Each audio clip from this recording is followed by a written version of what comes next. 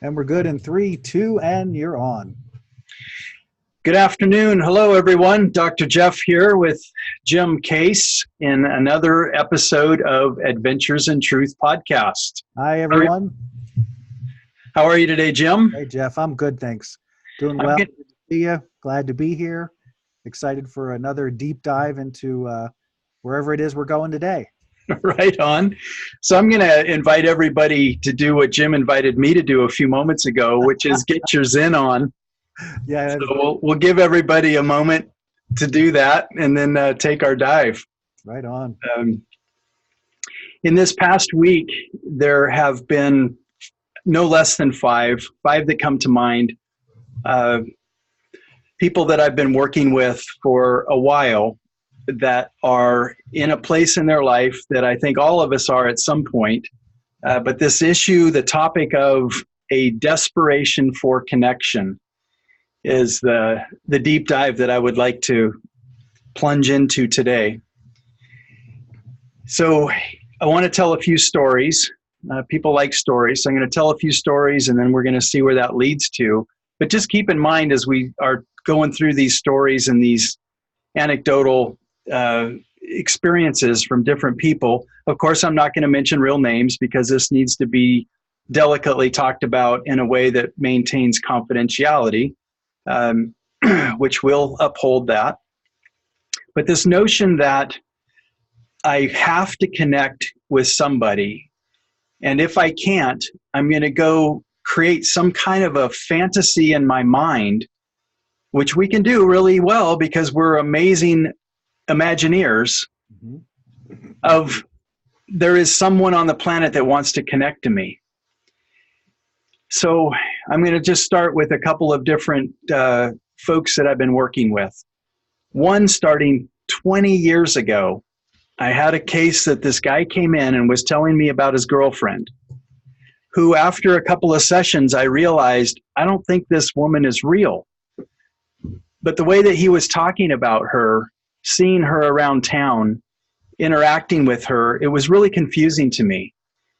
It turns out that he was seeing me because he wanted some coaching on how to propose to his girlfriend at their upcoming 20-year high school reunion.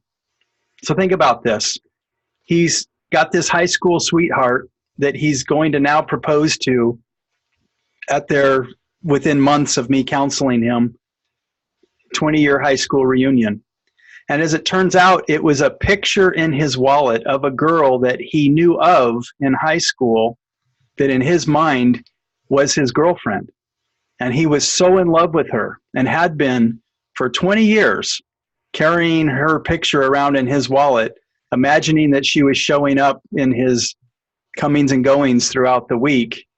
And of course, that long ago for me, I wasn't very seasoned as a therapist. So I was like, oh my gosh, I'm way in over my head. What the heck is this? So that's case number one. It is possible to have an imaginary boyfriend or girlfriend. The person was real, but he had not seen her since high school. And he was absolutely convinced that she was going to come to the high school reunion and still be available and have some interest in him, even though they've not literally spoken. And she may not even have known that he was in her high school. But in his mind, it was a really big possibility that he was going to be engaged and that they would marry afterwards. Now, we would call that delusional, right? And that would be on a scale of 1 to 10, you'd probably have to give that an 8, 9, or a 10 for delusions. But as I'm going to share these stories, you're going to find out that perhaps the last one that I share, that there are very high-functioning people that can live in that state as well. So there's another scenario I'd like to share. Woman that I worked with for several years, that housewife, and her husband worked at home, so they saw each other all the time. He had become obese. They had stopped having sex for functional reasons as well as hygienic reasons, and as well as just loss of love.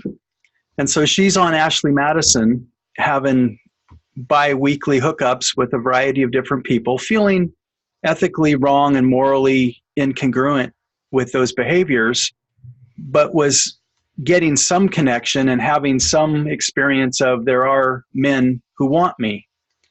She also was overweight and largely was going off of old tapes that she remembered her father telling her, honey, no man wants a fat woman.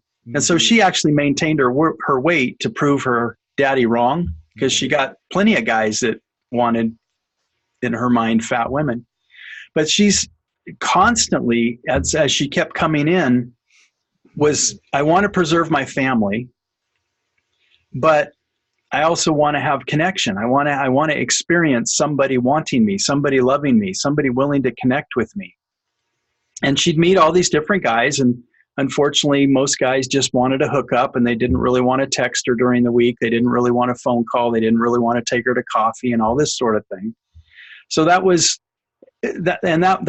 years of weekly meetings of working her through this process of, you need to get out in the real world. You know, you got to get a job at some point. You're going to have an exit strategy from this prison that you've built for yourself, and this life that you're living that is so isolated, and that you're having to go to such extreme measures, you know, because it's risky. I haven't ever been on Ashley Madison, but the way she was describing it, she would always worry about, will she run into them at Home Depot or the grocery store, or where are these other places that her secret could somehow get out? And then anyway, all that stuff that everybody's familiar with, the drama that goes with that level of complexity when you're trying to create a connection and acceptance in a way that is incongruent with the way you really want to live your life. So another case comes to mind. Very successful couple in the community, doing amazing things, helping people change their lives. Over time, they both become obese, stop having sex. Wife gets depressed, moves to another country, wants to get divorced, has a crisis. Husband goes down to the other country, brings her back. They come back, put things back together for about 6 months, but nothing's really changed. So she has an affair. She confesses, which is really just a cry for help, just a cry for, hey, you're going to pay attention to me. I'm having an affair. You cannot ignore this. Mm-hmm.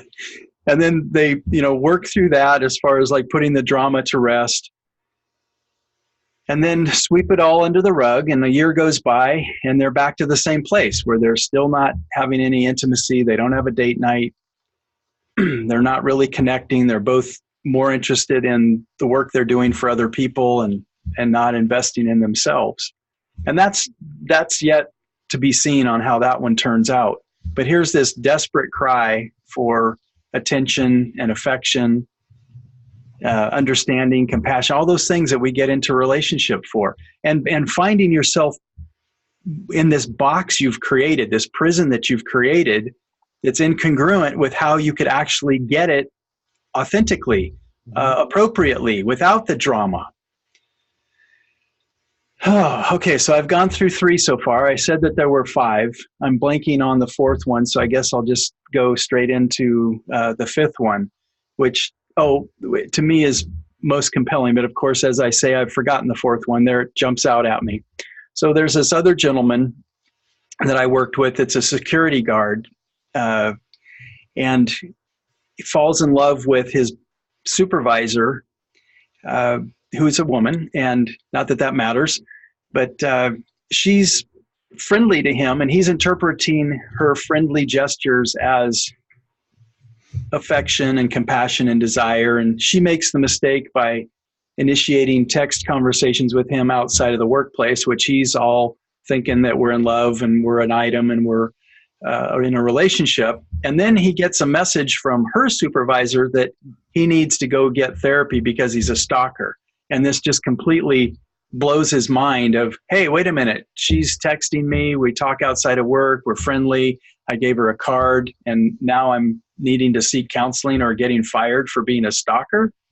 So here this dear man has had very unsuccessful relationships outside of work. So anybody that pays attention to him, he's thinking it's on, it's a thing, we're an item. And for weeks and weeks and weeks of him coming in for counseling, he's telling me, Now his strategy is avoidance. But I'm like, well, that's like the dry drunk where you're not drinking, but you're still thinking about drinking, because he knew where she was, how to avoid her, all these other things. It's like, wow, what's wrong with you just going to a meetup or going to a church and getting plugged into an organization? Why do you have to have this fantasy relationship instead of a real one? And just this, here he is, he's almost going to lose his job. He's having panic attacks. He's actually on medication for panic attacks, because when he sees her now, he's thinking she's going to report it as him being a stalker again. So he doesn't really know if he has job security or not. He's even actually thought about jumping off the roof of the building to show her how much he loves her. Mm-hmm. And so, I mean, that's really, really some very interesting thought processes of how desperate people can be to have somebody on the planet that can convey, I love you, you have value to me, I want to resonate with you, I want to be in your energy. Whew, I'm running out of steam, but I do have one more to share. So the fifth vignette or scenario that I'm going to share, I swear 100% true story, to me anyway. I can only portray the part that was shared with me, the truth of it.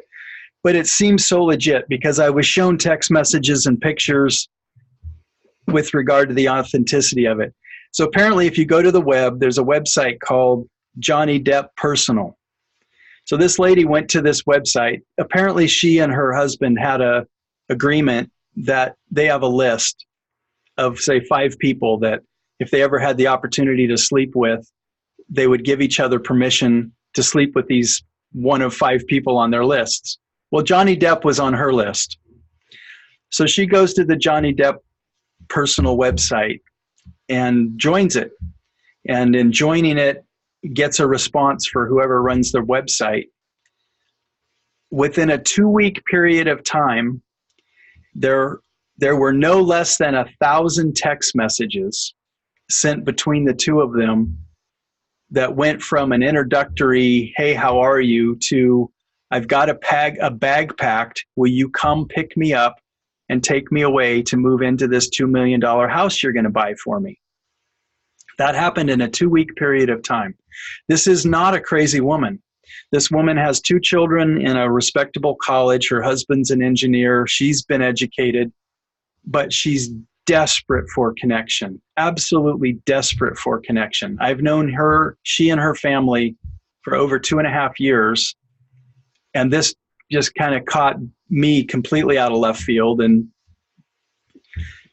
it was so amazing and so believable at how well the poser or the sham artist or scam artist or con artist was. And maybe it was even a group of people, but it was things like, you're the first one I think of in the morning when I wake up. You're the last one I think of at night when I go to bed. Please go get a tattoo on your arm that says, you're the air that I breathe. You're everything to me. I'm going to buy you a house. Just so over the top romantic. Oh, you're my twin flame. I know that we've been on the planet together as soulmates before. And she's just completely eating this stuff up. And it all came crashing down when he asked her, hey, baby, I need you to open up 2 credit card accounts. You don't have to put me on the account, but please give me access to the accounts and let me know what the security passwords are so that I can start putting money on your credit card for you. And she did it. She did this. That's the level of desperation that this intelligent 40-something-year-old woman had for the desire for connection and acceptance. So it all came crashing down when then she realized, oh my gosh, you don't put money on a credit card. You only take money out of a credit card. He's going to take a cash line of advance or whatever, and I'm going to be left holding the bag. So she tells her husband what she's done. She confesses completely. And the husband's response was, don't worry about it, baby. I got this. We'll shut the accounts down. No money's been taken out of it. Will you please forward the most heartfelt, he didn't use that word, the most important texts that Johnny sent you. Please forward those to me so I can write those into your Valentine's Day card this year. And then we'll just close this up and pretend it never happened. So that was his solution. Shows you his level of ability to connect, and right? I mean, that's like the prison that she was living in that got her to this near literal train wreck experience.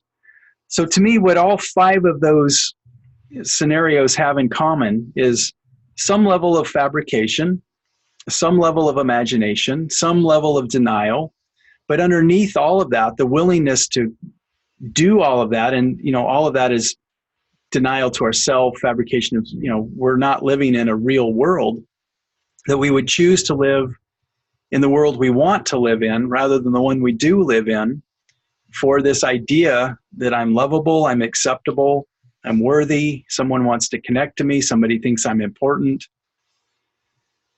It's amazing. I mean, these are true stories that I'm not making up. What I can't convey to you is the amount of hours I've spent in these stories working through these real life scenarios. So to me, they're 8s, 9s, and 10s of, wow, that's almost unbelievable, or you just really can't even make a story like that up. To the listener, you've only heard just kind of like the tip of the iceberg sticking out of the water, and you haven't seen the tears, you haven't heard the cries of desperation, you haven't seen the looks in their eyes of, I was really ready to jump off the building. You guys haven't seen that, but I did. And it's hard just in words, and even if you're watching the video, to get a sense of the level of significance behind the desperation and desire to want to be accepted and to want to connect with somebody. Mm-hmm. Whew, that was a long one.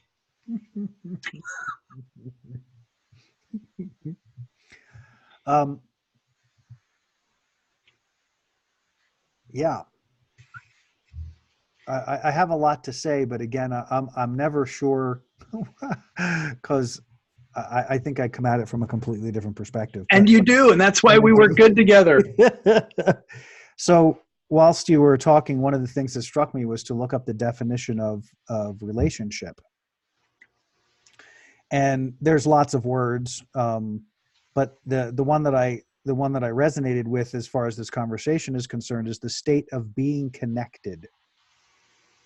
So, and why I think that's important, because the whole definition says the way in which two or more concepts, objects, or people are connected, or the state of being connected. And it sort of speaks to where my kind of thought process goes with this, which is all of that is interesting, and it's all just story. It's just manufactured nonsense to avoid the process of acknowledging the lack of relationship with self. Oh yeah, 100%. Yep. Yeah, and no, and I don't mean that in any judgmental way, and I hope that it doesn't feel that way. It's just the reality of what's presented is this, as we were calling it, the desperation for connection. There is so much emphasis put on paying attention to what's outside, and it's sad and it's frustrating, because there's so much to the interior world, there's so much to the evolution of this relationship that makes all other relationships even better. But if it doesn't happen here, it's not going to happen there. You know what I mean? You can't get there from here. There's no connective tissue between lack of relationship and having a relationship. It can only end badly. It can only end there. There's no other option, because at some point you have to confront yourself. At some point you have to come to terms with how in relationship am I, how connected am I to who I am and what I want. And if the individual that I'm in relationship with isn't supplying that, because I'm not supplying it, they're never going to supply it. It's one of those deals for me where I think back over the course of my life and the people that all the people that I've been close to, and um, people getting married at a young age, or even not such a young age, but choosing to get involved in a relationship or go to the course of marriage, never really understanding who or what they're getting involved with, including themselves. So you're like coming together with somebody who presents their story that sounds like a good story until it isn't a good story anymore. And you haven't done your work or your due diligence to understand your story. So you're adopting versions of their story or versions of somebody else's story, and none of it's yours. And that's a desperately lonely and uncomfortable and disconnected place to be. I don't know what other word to go there. And it, yeah. So I love this topic.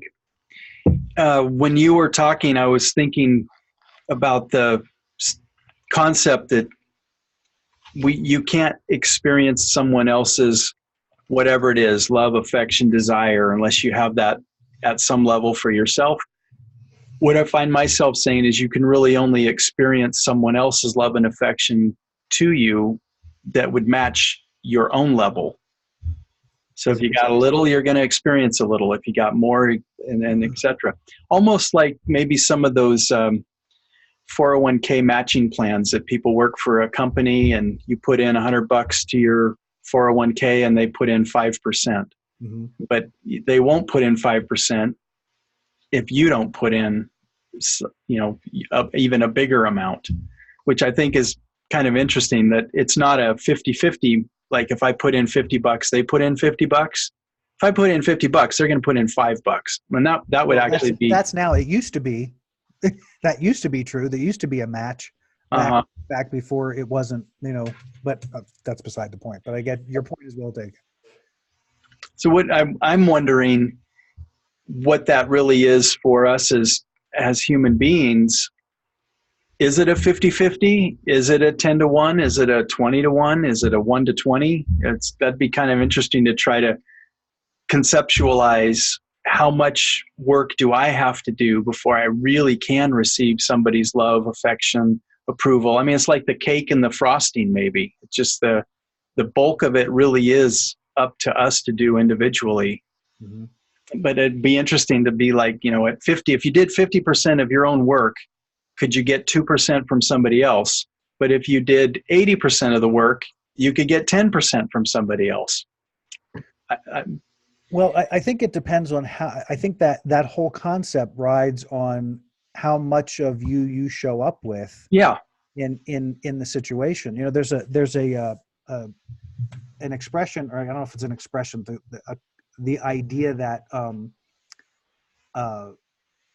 I don't know. A lot of times when two people are talking, when two people are conversing, or two people are attempting to communicate,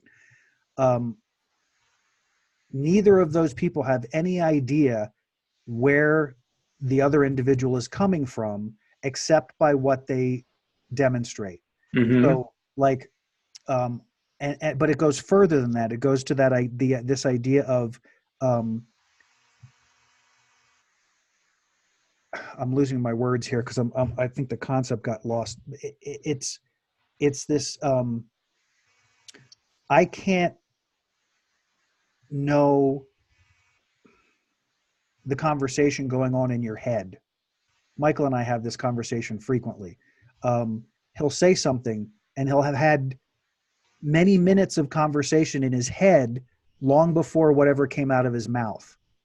And whatever comes out of his mouth is at some juncture of the conversation he was having in his head that I'm not privy to. And that's true of all relationships and any concept. There's a whole ton of shit going on in my brain about why I think, what I'm going to communicate, how I'm going to communicate it. But the only way that you can know that is how present I am and how much I show up in my communication. So how real is my communication? How focused is my communication? How How connected is my communication? Am I in the context of communicating with this person I'm involved with? Am I um, am I really engaged in what they're saying, or am I engaged in my version of what they're saying? And it's a very, very different thing to do. So a lot of times there's this conversation, like what I said with Michael and I, like, no, you have to get into the conversation we're having. I can't talk about what's going on in your head if you don't share what's going on in your head. I can't I can't go there. Come on, Jim, what's wrong with you? Well, the funny thing is I can, but that's beside the point. Because that's one of those ones that he sits there and goes, "Why? How do you do that? I'm like, how do I do what? Like, how do you tell me what I'm thinking and how the thoughts connect and how they all come together and what the end result is? Because I can see it. It's not, it's, to me, it's not a big deal, but it's a big deal because it's that whole idea of where the conversation going on in your head, nobody knows about but you.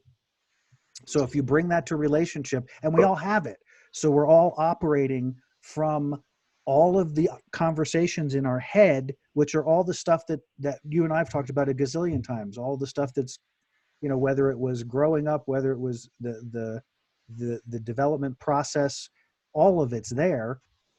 So here we have, people seeking to have relationship with each other. The idea being we're supposed to come together to make a bigger energy, to make a greater energy as a combination, not to diminish one or the other energy.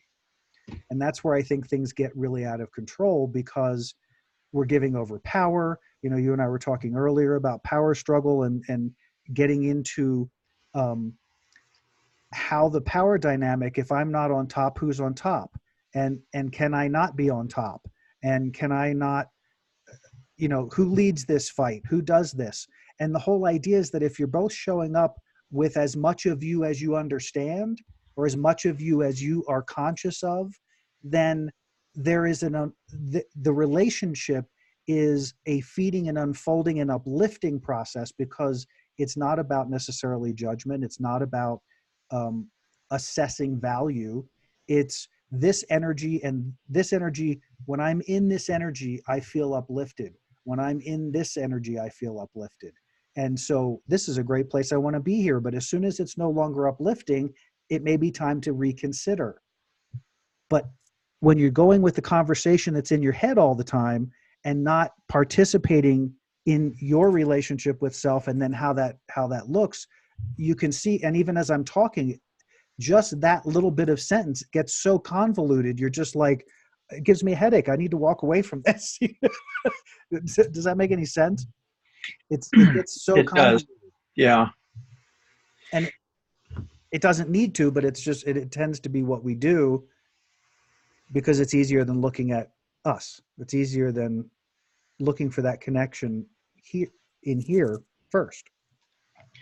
Right. There was a time I remember sharing this notion of when I say I like you, what I'm really saying is I like the way I feel about me when I'm with you. And you could take that to love. When I say I love you, I really love the way I feel about me when I'm with you. And of course, dislike and hate would be the same things. So wouldn't that be interesting that if you were constantly in a state of like and love of self, we could really tolerate anybody, anytime, anywhere, because we're not letting them influence who we are. Right. But if we don't like and love ourselves, we're going to be totally influenced. So level of influence is directly correlational to our own ability to like and love ourselves. Well, and that speaks directly to the energy. I mean, that's how energy works. The whole idea of consciousness. You talked earlier. You finished reading Autobiography of a Yogi. The whole idea of consciousness is that expansion of consciousness is not less you; it's more you. It's not, you're not giving anything away to anybody. You're embodying more and more of this energy that is whoever this is. But it's also, in the expansion, is also bringing in more of that spark, or that God spark, or that universal energy, or the source, whatever it is that animates the soul and that larger part of ourselves. So there's there's so many parts and pieces, but the reality is when you get to that place of self-love and self-care, there isn't room, because you're not vibrating at a level that allows for that kind of energy, that allows for that kind of, there's no connection there. Do you know what I'm saying? That's like in the context of conversations that we've had in my relationship, you and I've talked about this. I've sat down to have to say, look, you don't have to do what I do. You don't have to like what I like. You don't have to read what I read, but you got to stay in the ballpark. Energetically, we got to be in the same ballpark, because if not, at some point, my energy, as I see it, my energy is cooking, and and your energy is over here doing this. And if we're doing this and we're in the same range, that's great. But if we're not in the same ballpark, there won't be any compatibility, nor will there be connection. There'll be no point in either of us being in the same sphere, because there's no connection. I'm not connected enough to me to allow for that, or the vibrations are just so different that there is no connection. And sometimes that's, again, that's another way to look at it. But there's lots of moving parts in there about connection and how connection works. But I can't veer from the idea of you got to find that love, that connection, that heart in self, and it becomes more of a beacon. It becomes more of a, I don't know what the word is. I'll look for that word while I stop talking. So I'd like to jump in with if we've established and agree that we're all walking around with different levels of self-ability to like and love, and some people are doing a really great job of that and others are just getting started, mm-hmm. that the real notion, what's the real truth, since this is a podcast about truth, would appear to be that there's actually no reason to not love yourself. There is no reason to not accept yourself. Mm-hmm. And we just simply have to flip that over. We've been taught that there are all of these reasons to not like and love ourselves, because we're comparing ourselves to someone else's story or someone else's path. But truly, as divine beings, if you're listening to this podcast, and God bless you, if this is number 52, I guess, if you've listened to all 52, wow, thank you. Yeah.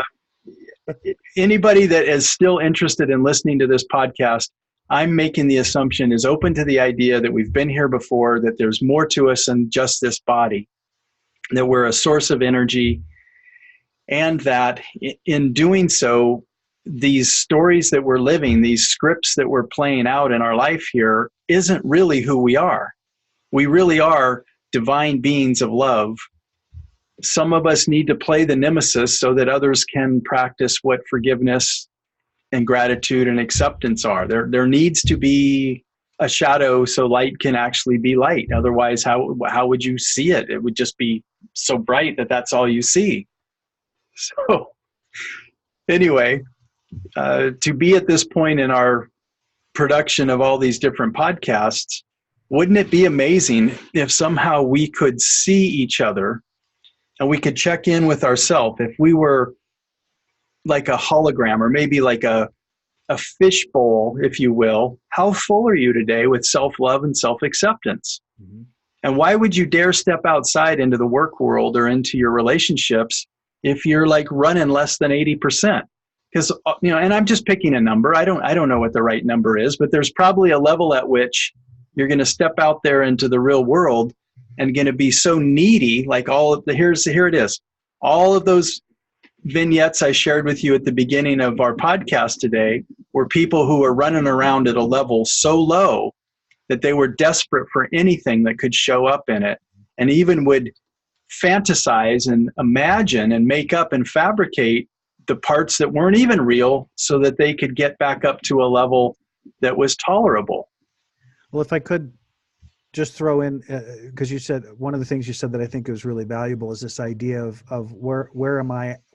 Am I at 80%? Am I at 70? What am I walking out of the house into? The thing to understand about that is that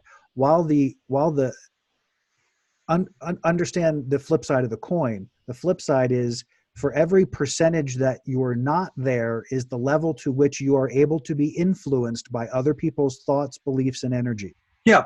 Yeah, So absolutely. yeah, so you have, rather than I'm at 100% and someone has feedback, and I can take that feedback and I can sit in it and I can say, is that valid?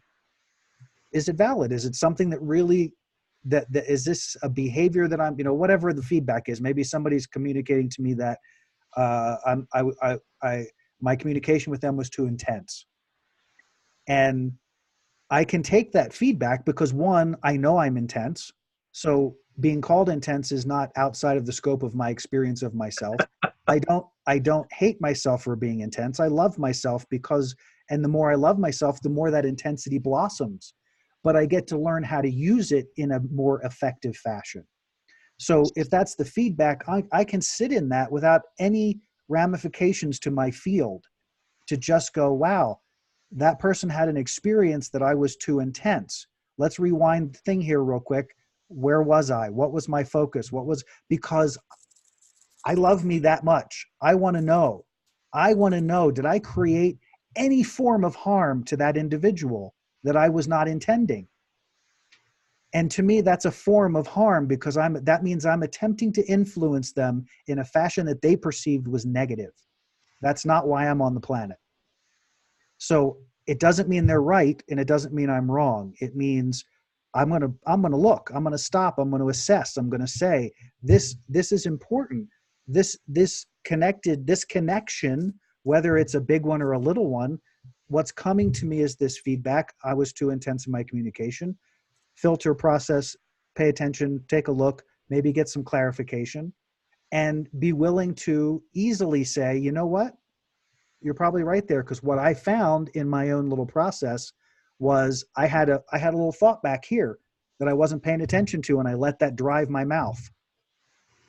And so I can acknowledge that, and I can shift that, and I can change that. And that's all part of how love operates, because you take in the information. They're not bad and wrong for pointing it out. I'm not bad and wrong for having done it. It was an experience that took place. I'm going to take responsibility for what it is. And then I'm going to move on and keep loving myself, and I'm going to keep loving them because they shared. And that relationship may be a big one or a little one. They're going to go about their business. I'll go about mine. But I had an opportunity, and that's where I see the individual piece of why the love and connection to self is so important. Because there's so many things that over the course of our lives, the brain takes on. The mind stores the warehouse full of crap, and we have to be willing to stop and say, wait a second, that's not my thought, or that's not my belief, or that's not my, it's in the context of my brain somehow, but how do I relate to that, and is it useful? And is using it in relationship serving anything? Am I showing up at 100%, or am I showing up at 70%? Because if I'm showing up at 70%, a lot of this nonsense will probably have some influence on how I act. I agree. Yep. Totally. I'm still going back to this picture that you helped me form of, like, am I at 80%? And then you were talking about the flip side being that 20% that I'm not full of self-love and acceptance. And that would be the level of influence that we would have toward, can you fill in, can you go Yes. with me there? Yes. So if I'm saying I'm walking out of the house at 70%, that means 30% of my field is susceptible. And I'm using the word susceptible because that means that anyone who has a stronger energy than me about anything has the potential to influence my field if there's matching stuff there. So let's go with the stronger for a moment. What if the stronger is, they're at 90% negative? They're still stronger. Yeah. So let's take, like, the scenario of a teenager that's in some kind of an embattled family home life, and they run into some other teenagers that have some drugs or some alcohol or some sex to offer, and they know that that's really not something that they really want to do, but they're going to do it because of the influence of Mhm. these other people. And so now let's say that they left their house that day at 30% of self-love and acceptance and value and worth and all that. And they run into somebody that's in that 70, 80, 90 on the negative side. Now, what does that bring them up to? Or what does that bring them down to? I mean, how do you see that energy transferring? Because people do that. I don't see it as a transfer. I see it, it to me more comes as a, so the influence is, say, I'm at 30% and I'm getting this influence from this strongly negative person. Only those things that resonate in my field are the things that that are going to affect. So chances are good if somebody is running that level of negativity, they're probably pretty cued into my 30%, meaning in my experience, if someone is running at 70% and it's a powerfully negative energy, they're looking to feed. They're looking to enjoy someone else's energy as a different form of negative connection. It's a negative connection instead of a positive one. So the individual at the 30% isn't more of anything. They're still at 30% being inflated by an energy that doesn't belong to them. And as soon as that other energy goes away, their energy system collapses again. They may be able to ride it for a period of time, a brief period of time, but you can't ride somebody else's energy because it's not yours. Um, you don't have control over someone else's energy. But if they're influencing you, they're stimulating within your energy all of the latent things that you have going on, or some key latent things you have going on stored in the back of your mind, or maybe not so far back in your mind. But that negative energy is stimulating that in your own field. So now you're expanding the negative energy within your own field. The 30% isn't going anywhere except diminishing if you continue to expand the negative energy, because the person you were dealing with who had the 70% of negative energy has now influenced you into a negative field. So your field can diminish, but it's still a choice of you diminishing your field. Nobody diminished you. You diminished your field by allowing that excessive negative energy to take hold and to expand. And if you think about people who deal with anxiety and depression and that kind of stuff, that's sort of how their spirals happen. There's an influence that occurs, whether it's themselves or someone else, or a television show, or an interaction they had at the supermarket, that can cause crazy spirals because that individual's, conversely, someone's in a fully negative field and someone who shows up at 100% in their positive field. What typically will happen, this person will attack this person. The negative will go after the positive because they can't take the vibration. It's too much. So building up that positive vibration is an everyday experience. To your point. Why would you go out of the house at 30%? That doesn't make any sense. You're just saying, here, I'm the victim of everything. Let me be the victim of everything. Because at 30%, you got little energy focused on who you are and presenting who you are to the world in a positive fashion. Right. So there's got to be a way to, and there's lots of ways to build that. But did I answer your question? Yeah, I just want to push into this a little bit more because I think the examples or the scenarios that we're coming up with, people could hear this and they'll resonate with some part of it that might be applicable to their life. Sure. So let's go back to this junior high kid, and I'm now smoking dope with the renegades or the rebels that I wouldn't really have anything to do with last year, but I finally got down to a level of I feel so poorly about myself, and misery loves company. So these kids I'm smoking dope with, I know are probably also from broken homes, or there's generally a reason that everybody gets to this place. Mm-hmm. So now that I'm resonating and exchanging energies with them, in some way I feel better, and that's why I continue to do it. But Well, there's still connection there. That's the thing that's important to recognize, is that there's connection there. Mm-hmm. It just isn't necessarily positive connection. Mm-hmm. And some of it can be. I'm going to sit in that for a minute, but go ahead. I want to. Well, this, I think the issue that we're on right now is so pivotal and so important because it almost seems like an oxymoron, or it seems like, hey, well, how can you get a positive, but it's really more of a negative? And we'll sort through that, I'm sure, in the next few minutes. So I'm feeling connected and accepted because there are a group of people who I'm interacting with, and just that feels better than being alone or being the only one in the room not talking to somebody. But after that event, I'm thinking, hey, I'm really not doing something that I feel good about doing, and I've done that. So I had a positive, but it actually becomes more of a negative after the fact because I don't like who I am and what I did. So we call that guilt and shame. Mm-hmm.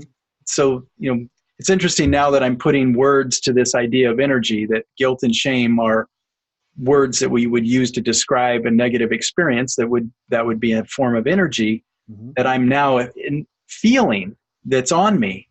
And so it's like maybe like the one step forward, two steps back thing. I'm having this positive, what I think is a positive experience with people doing something with me that isn't a good thing that I don't feel good about, but I'm going to take the one right now, even though when I get home or tomorrow, I'm going to lose two because I had the one. I had the one, but I'm going to lose two.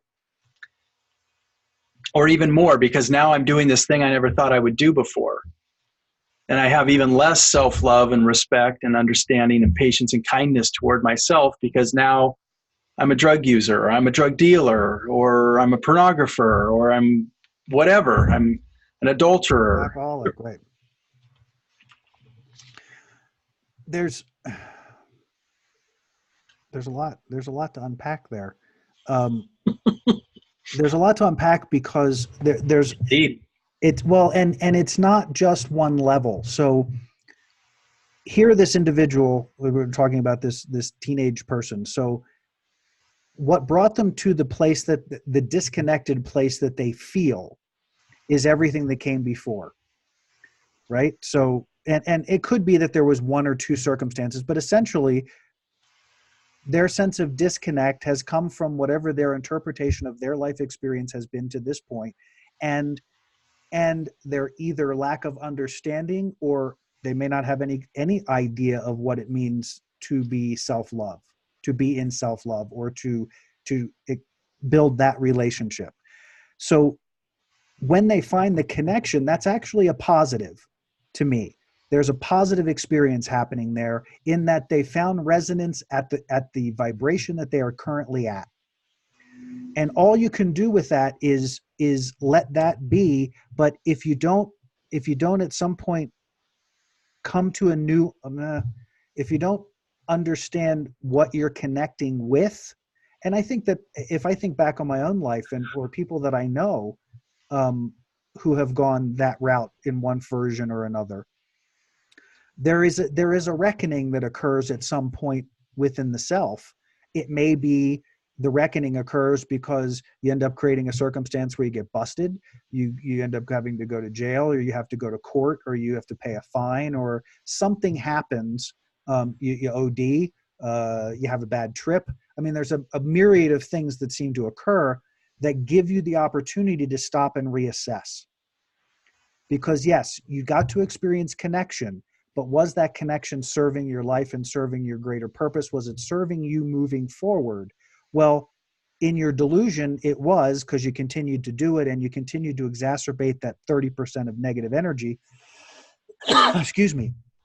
But that leads to, at some point, the awakening. And it maybe the first time it's gentle, maybe the first time it's not as intense, but it brings you back to awareness of, whoa, what am I doing? Some people will take that moment to go in and say, yeah, what am I doing? Why am I doing this? Many will not, because they've not been shown how to go there. So they continue on that path until there's a point where where they're willing to finally acknowledge the need for connection to self. As I'm talking, I'm thinking of many people that I've talked to over the years, and particularly when you think of in terms of drug addicts or alcoholics, there's a physical component, there's an addictive component. there's all of the emotional components, and it all gets all meshed up and all screwed up and crazy, and the stories get nuts. But in the end, there's still places all along that journey where you had the opportunity to stop and reflect to self. And the only reason that it has gotten worse is because you've not chosen any of those opportunities to stop and self-reflect. Or the self-reflection was in your mind so ugly you couldn't deal with it.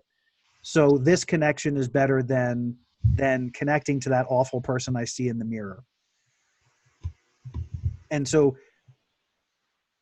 the guidance there, I think, is or the thing that I want to encourage is to notice that those junctures, when they're, you've heard the expression, the universe will whisper in your, whisper in your ear, and then it'll whisper a little louder, and then it'll talk a little louder, and then it'll yell, and then it'll smack you upside upside the head with the 2x4, and then it'll drop a brick on your head if you still don't want to pay attention. It's the same process. If you're willing to hear the whisper, maybe you're not tuned in yet. Maybe you don't understand what all this is, and you're confused, so you're not giving yourself permission. There's a juncture every single time in every single process for every single human being where you come to points where you get to stop and reflect. They're there all the time. And so taking that time then to pull back, to pull out of the energy you've immersed yourself in, is huge. But at that point, if you're not sure what you're doing, that's where you got to get some support, because you may not know what you're doing. You may not know how to get there from here. And there are lots of people who can help you get there from here. It's just a question of how you evolve that, because it's a new form of connection. It's a new form of desire to connect to self again. Which, in my opinion, is the reason we're here. Yeah. We're on the planet for that very reason. It's an amazing thing. Connection is so, again, for me, when you break it down to the energy of connection, it's fun to see how, when you look at two individuals as they come together, it's one of my favorite things is looking at photos of couples, because you can tell in a photo very quickly how connected they are. It's the strangest thing to me, because you can see how their energies are intertwining or not intertwining. You can kind of see it. You see it in the eyes, you see it in the skin, you see it in the way that they are relating in that connection. And it's amazing how many times there's no energy there. That people are saying, gosh, I'm so into this. I so love this. I so dig this person. But when you look at them in pictures, there's no love there. There's no connection yes, it's a snapshot, but it's a snapshot of each other's energy. Now, of course, there may be times when, maybe you just had a fight, maybe you just had an argument, but that doesn't affect connection unless you're doing damage. The connection is there. Yeah. Well, my experience with looking at people's pictures is they're posing. They're literally posing for the picture. Yeah. It's not really a real picture, but it's still, like you said, if you expertly look for that energy, you can see it. But sometimes it could be a fraud or a facade because it's a posed picture. True. But, and that's true. And if there's a connection, it still shows up. If there is truly a connection, you see it, even if they're being goofy or being posy, because you can see the sparkle, you can see the flash in the energy. It's still a very tangible thing in my experience. It's just a question of what you're looking at. Right. As I was listening and kind of just dissecting where we've been in our conversation so far today, I found myself going back to this place of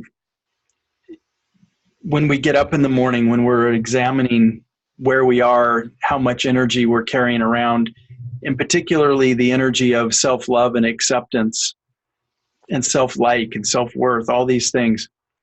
If you could visualize in a way like you're a transparent being and you could see a certain level of it, where you are with that, and then convert that into a feeling so you could feel it. You could think it, you could see it, you could feel it. I remember when I was in the military on, it was so immediate. When you saw another Marine, you instantly either looked to their collar here, because this is where we wore our rank. And if they were in, that's the first place you would look. Before you even looked at them in the eye, you'd look here, because that would tell you externally who you're about ready to interact with, whether you needed to salute them or wait for them to salute you, or if there was no salute going to happen, whether there'd be a greeting or not. There was so much conveyed in just what was right there on the collar. Mm-hmm. And if you were in a dress uniform, then you'd have all these ribbons and medals that would tell you that person's done nothing, or that person's really done a lot, and there's a hero. You could just instantly see it. I mean, imagine 20 years of training your brain to within a nanosecond of looking at somebody, you're already getting a full picture of who the outside is telling you they are. Wouldn't it be amazing if we could learn to do that within ourselves? And we could also learn, where are the places when you're meeting somebody that you first look to? Do you first look to the eyes? Do you look to the mouth? Do you look to the butt or the boobs or the bulge? And where are you first looking to evaluate what's going on with somebody? Do you hear the words that they're talking? Are they positive, more positive? Are they loving words? Are they lack of loving words? But that we could have an awareness of our own energy and other people's energy, because like you said, we're going to be influenced by it, powerfully influenced by it. Or we can be the powerful influencer, or we will be powerfully influenced, for better or worse, as we're recognizing or not recognizing who we're hanging out with and what we're doing. Yeah. There was another experience I had on top of the whole military thing. I went to a conference years ago up in Los Angeles. It was the EMDR's annual conference. And I think I'm like at level 4, the highest level of certification you can get as an EMDR facilitator. Mm-hmm. And for some reason, the people that put on this conference thought it would be a good idea that everybody that was at level 1 got a little pin that had a color on it that was like, say, red. And if you were at level 2, you'd get a red one and a blue one. And if you were at level 3, you got a red one, a blue one, a green one, and level 4, etc. And I thought, how ridiculous this is that we're all supposed to wear these ribbons so that we could instantly recognize, wow, you're a level 4. Wow, you're a level whatever. You kind of like, I guess, in the black belt world or the brown belt or a yellow belt, there's like instant recognition that conveys level of sophistication, level of capability, level of seriousness about whatever the topic is. But we don't really, in other than if you're not in martial arts, you're not going to a conference, or you're not in the military, what are these indicators that we could have instant recognition with other people to kind of know, am I going to really benefit from participating in this exchange of energy? Because like you were saying, everything is an exchange, or there's going to be an energetic experience there. Well, if I could throw a little something in here, I get that, the depth of this conversation and the topic of the conversation is and sounds deeply complicated.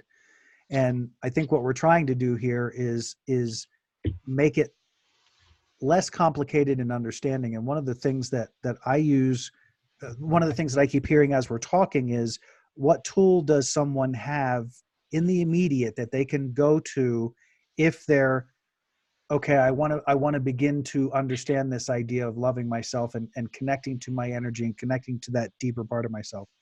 One of the quickest things that I found over the years that has worked very well for me is the idea of, if you can, first off, identify what it feels like when your energy spins up, and what does it feel like when your energy spins down? What is your experience of that? And then gauging what you do in your experience based on that experience.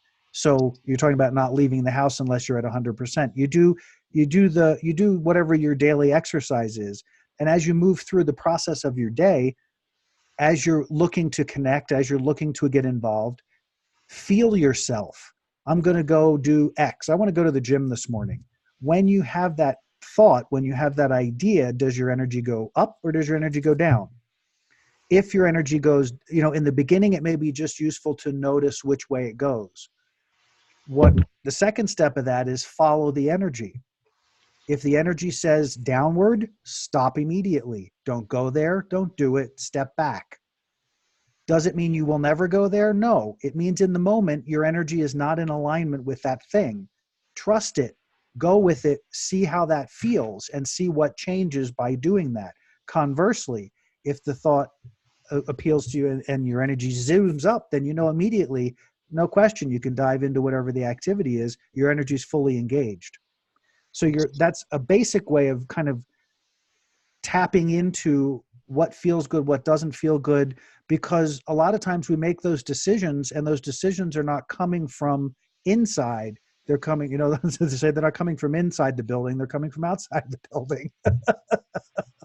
Right. So start to build the inner dialogue by paying attention to what stimulates you. Because what will happen organically is you'll begin as you approach something, if your energy spirals down, after a couple times, you'll start to go, why does my energy always drop when that happens? And you'll begin to ask yourself questions that start to plumb into those things. And you begin to realize that sometimes the energy drops because what's happening in the moment is your dad's in the back of your head saying, when you do blah, blah, blah, blah, blah, blah, blah, and it's a story you've bought since day one, and you're not realizing that he's not in the room, he doesn't have any say, but you're still letting him run your experience.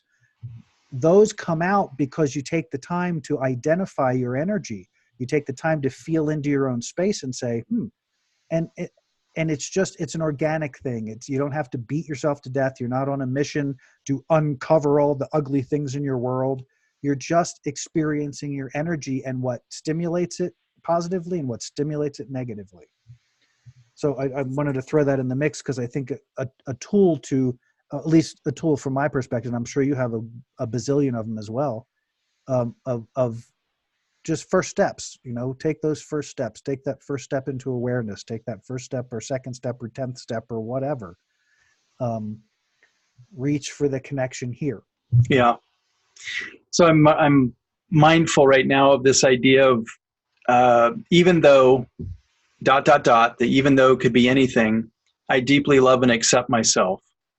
Even though I can't find my car keys right now, and I used to call myself a dumb shit, I'm not going to do that. Even though I can't find my car keys right now, I deeply love and accept myself. Because every time we call ourselves a dumb shit, we're not practicing self-love and acceptance. Correct. And that even though, and if you don't want to do the even though, just say over and over and over and over again, I deeply love and accept myself. I deeply love and accept myself.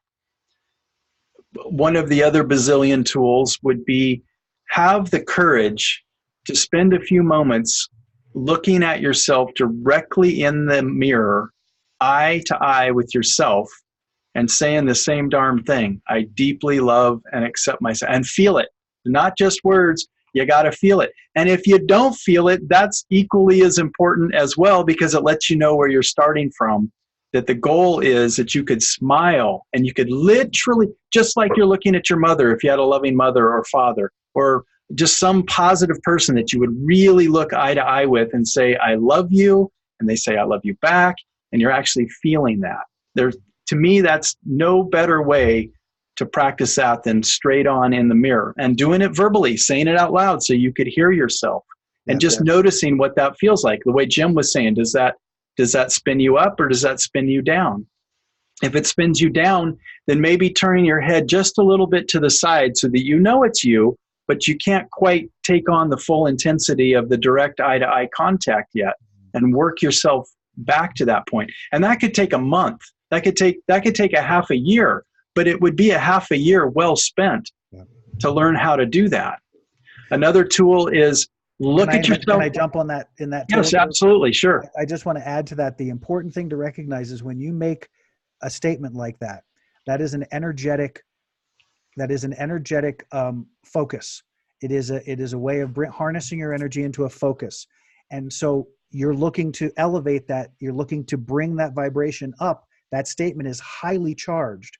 And what happens when you do that is just so that people understand that when they're doing that exercise, anything that's in the way of that, when Jeff was talking about if you say that and your energy spins down, that means there are things between you and that thought about yourself that are worth paying attention to, but you don't have to break out a chisel and shovel to get there. Just keep repeating it, and the stuff will come up organically. You'll be saying, I love everything about myself and I feel fantastic. And then you'll listen for 5 minutes to all of the voices telling you how badly you aren't that thing. And over time, you'll be able to isolate. So you'll be able to pull out, you'll be able to see clearly, oh, wow, I've been carrying that around. That's, because it's not, the idea is that we're afraid of that because we're going to be judged or we're going to judge ourselves. And the funniest part about it is that just by making the statement, you clear the space of judgment. And that's what allows the stuff to come up so that you can go, oh, that's not who I am. You don't say that statement and create a space of non-judgment so you can judge the results. That's not what it's for. Did that make sense? Yep. Sorry. So go ahead. Continue. Yeah, I love that. Or I'd call that like the organic truth teller. Yeah. And those are all messages that we've adopted and picked up and rewritten and call them our own. Yep. And they never were, they never were true, and they never will be true. Again, if we go back to like an hour ago in our podcast, and we were talking about we are these divine beings of light that have incarnated into these bodies and taken on all of these personalities that are exactly the personalities that we're supposed to be playing right now today. And if you want to modify or change it, then absolutely go for it. But you can't think that you shouldn't be where you are today, or last week I should have been some different version of myself last week than I was. No, you could have only been that last week. Yeah. Deal with it, accept it. If you want to change or modify it today, the pathway's wide open for you to do that. 100%. And you can deeply love and accept yourself on every step along the way. Even if you're walking backwards. If you're walking backwards and you're going right back into the stuff that you know that you don't want to do, that's still you loving yourself, because apparently you need to cycle back through that one more time just to feel a little bit more crappy or a little bit more pain or a little bit more of whatever it's going to take to finally get you to break through the gate and walk forward. Yeah. Well said.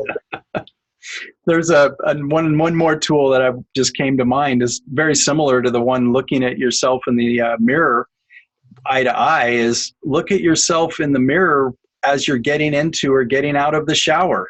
Your whole body. Look at it. Look at it. Hardly anybody does that. Hardly anybody does that because they don't want to see it.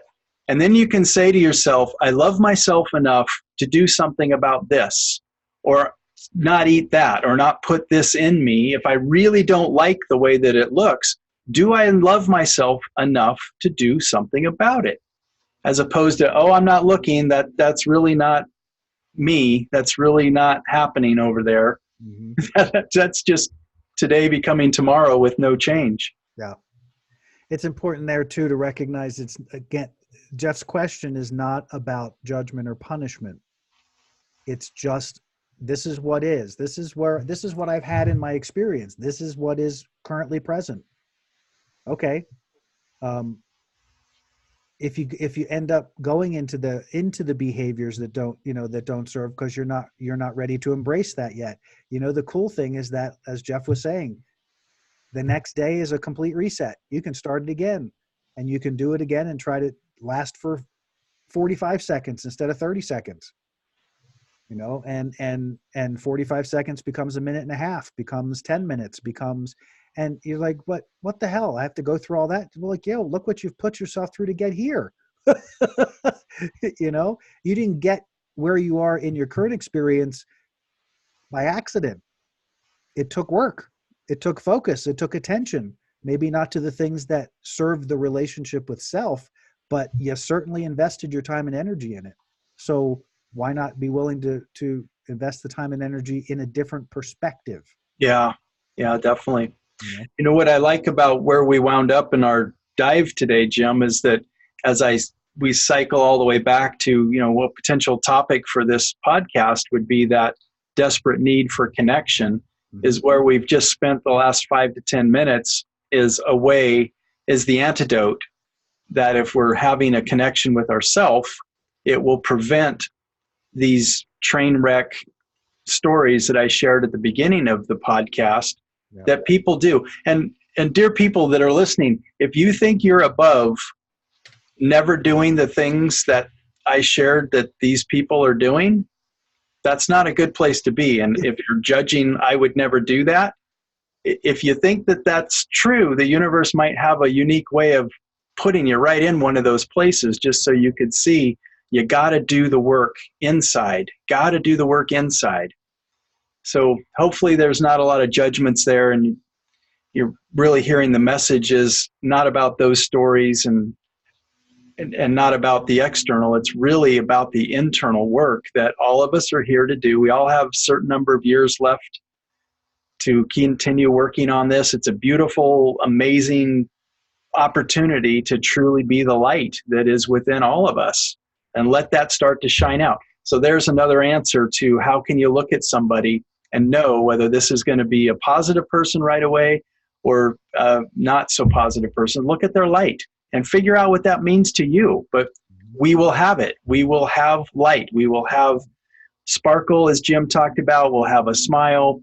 We'll have a shoulders up. We'll have a radiance. We'll have or not, or just the opposite of all of those things. So somebody that's got a hoodie on, their shoulders are slumped, they got all this marks, the tattoos and the piercings. And I know that's popular and everything, but I haven't personally understood how that could really be aspects of loving self, but I'm not going to judge it. I'm just going to say I don't understand it, because one day, who knows, maybe I'll have piercings and face tattoos and everything. Don't know, because I don't want to judge it. Yep. I would say that the way to bring this full circle is, we said we started this with the desperation for connection. And what I would say to everyone is get desperate about connecting with yourself. I love that. Love it. Yeah. And find that connection, and all the other connections will come as a result of that. And you'll find, I think too, that people find over time that you don't need as many, I'm trying to think how to say this without sounding goofy. Once you find that connection to self, then the connections that you make and what you connect to and who you connect to outside of that can become much greater. But I think that you get more selective, because as we were talking earlier, you want to leave the house at 90% or 100%. So you're not as willing to be frivolous with your energy. You're not as willing to just piss it away as though it's not a big deal. You're aware because of that relationship with self that, wow, this is a big deal. And sometimes you make choices and you say, you know what, I'm going to go out and get drunk because I want to. And it doesn't make you less conscious. It doesn't make you negative. It doesn't make you anything but pay attention to what drives you. Sometimes it's just like, I'm done. I just want to, I want to do that. My connection to self is good, but I just want to I want to check out for a bit. There's no, again, it's not, all of it serves a purpose. Is it serving you positively or serving you negatively? Even if it's serving you negatively and you choose it, as long as you're not judging it, it's just a thing. If you're not creating harm, if you're not, okay, drink too much, it's affecting your body. You're going to deal with the ramifications of that. As long as you understand in responsibility what that is, you do it, you move on, you love yourself for giving yourself permission, and you move on.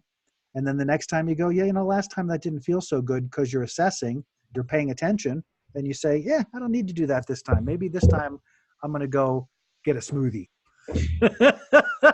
That was an inside joke for Jeff. Love it. Yep. So I just had this little epiphany that's for me really cool. So I just had a really cool moment for Jeff here. Cool. The gushy emotional statements that people like to hear, read about, show up in movies and poetry that I've always scoffed at and laughed at because I didn't think it was healthy for someone to say to someone else, I can't live without you, or you are the air that I breathe. You complete me. So what if all that's really true, but we're saying it to the wrong person? What if we said those things to ourselves, that they're completely true then? I can't live without you. Yeah. You are the air that I breathe. You are the first thing and the last thing that I think of in the morning and the evening. All of those gushy, icky, ooey stuff that has never worked for me, and I've always you really do complete me. You do complete me. Isn't that awesome? Oh my God, I love that. That's fantastic. And it's true. It is. It's true, which is has congruency with our podcast. The truth about gushy statements. That's great. That is a perfect place to bring our day to a close. Talk about leaving it in an uplifting place. Be true to you. Go ahead and get desperate for that connection with yourself. Absolutely. Get there. Again, Jeff, thank you. This has been an amazing conversation. Agreed. Yeah. Thank you, Jim. Loving it, loving it, loving it. Everybody out there, thank you guys for listening. Thank you for dialing in. Thank you for participating at whatever level you are participating. We're thrilled to have you here. You can watch our podcast on YouTube at our Adventures in Truth podcast YouTube page. You can listen to us and all of our stuff at our website, and check out our blogs and check us out on all kinds of the social media platforms. We're a little bit everywhere. Adventures in Truth podcast. We'd love to interact with you and see more of you. So thanks for dialing in and thanks for joining us on this adventure in truth. Have a great one, y'all. Goodbye, and go love yourself. Yes.